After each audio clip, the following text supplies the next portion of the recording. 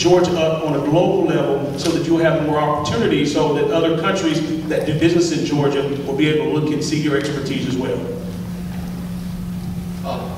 You know, Georgia likes to think of ourselves as a pro-business state, but this is our economic development message now.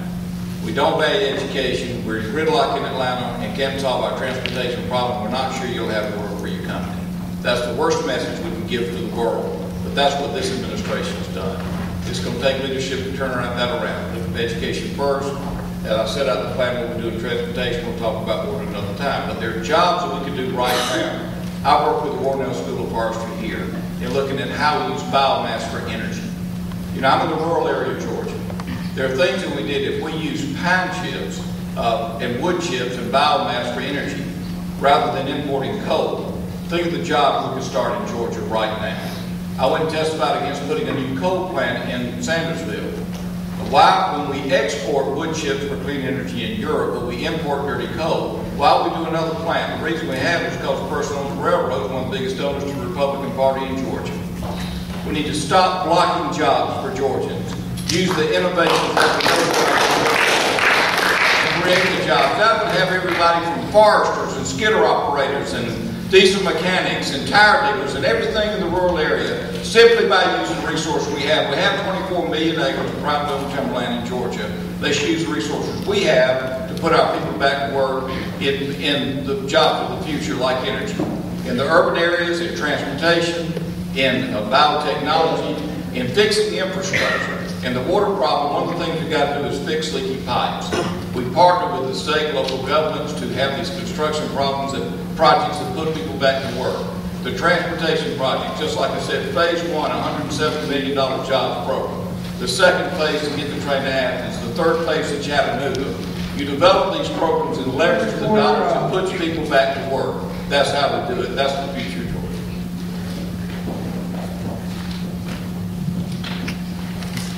Well, I don't disagree with anything that's been said here. I would say that we need to put those thoughts into a coherent strategy. One of the things that we have not done in Georgia is to pursue a coherent economic development strategy.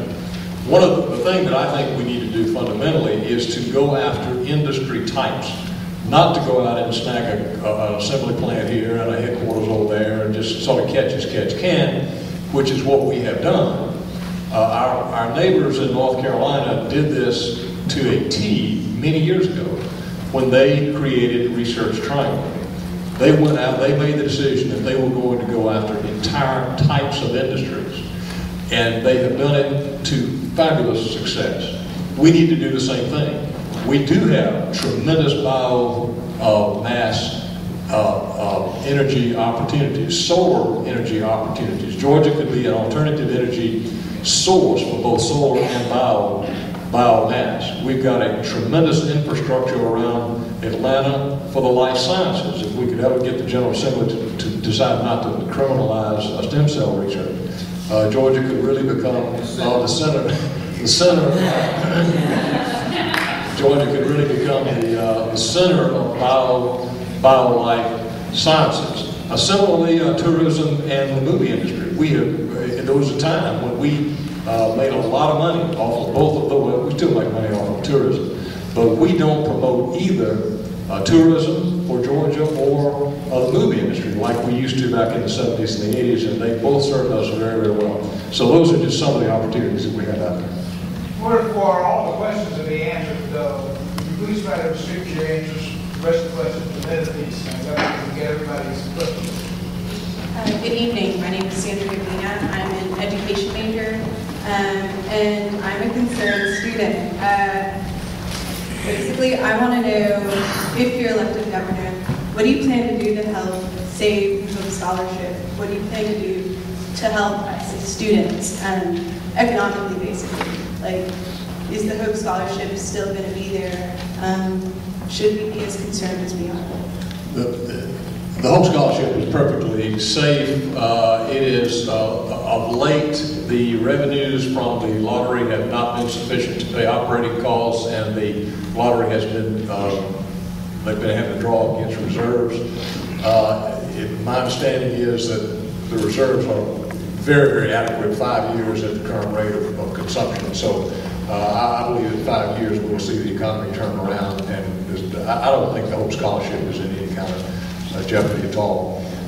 We do have a fantastic system of higher education in the state of Georgia. For all of our problems with K-12, we've got a great pre-kindergarten program in the state, and we've got a great higher education program in the state.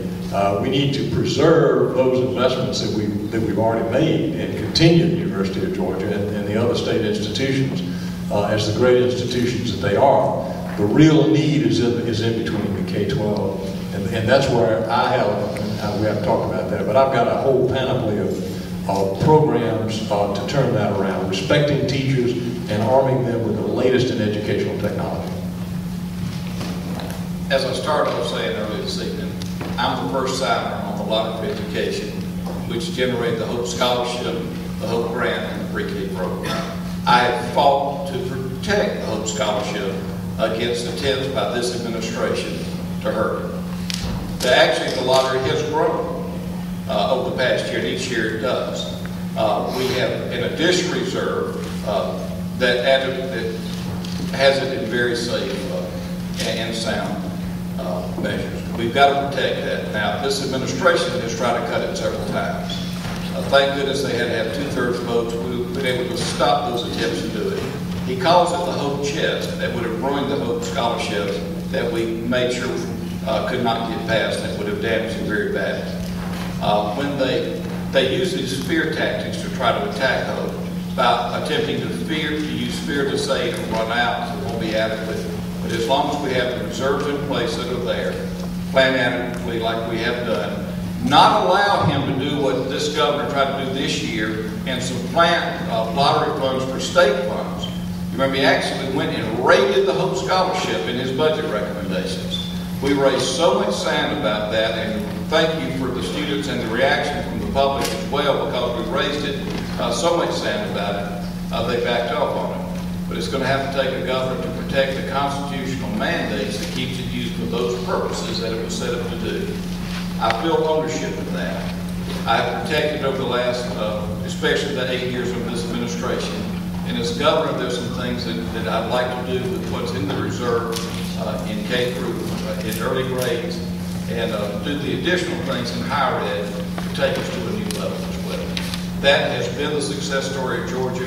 It can be an even bigger success story with the right leadership and someone who understands it. Thank you. Well, I'm going to try to stay within the 1 minute time limit. I've watched you there for a few seconds. 3 words: invest in education. Regardless of what we do as governor of Georgia, we need to start with education, because everything else is tied to good education. You have domestic violence in our state. Those people who are educated know that they should not do those certain things. You have people who are having serious problems with their financial situation. Effective education helps those parents deal with the home budget. And I think it's very important to consider that when we start from anywhere in Georgia, it needs to be at a level that starts with a quality-based education, and I think everything else will work itself out. Thank you guys for coming out. My name is David Williams. I'm a senior, double major in poli-sci, business, undergraduate degree. I would say my primary concern with this election is education, but I'm going to throw a lot of subject in there since we've talked about it a lot. And so you're in a college town, and issues near and dear to our hearts, and the spirit of raising revenue. What is your stance on the Sunday ban of alcoholic sex?